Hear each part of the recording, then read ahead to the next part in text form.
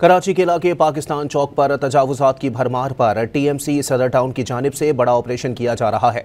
Operation के दौरान मुतअद्दिद तजावुजात को जब्त कर लिया गया। मजीद जानते हैं डॉन न्यूज़ के नुमाइंदे आसिम खान से। जी आसिम, क्या तफसीलात हैं?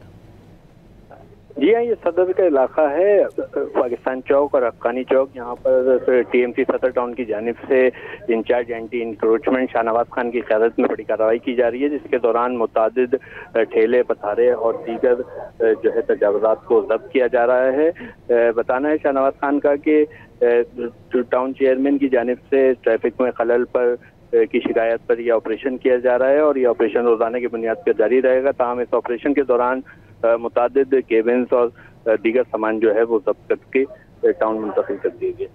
बहुत शुक्रिया आसिम।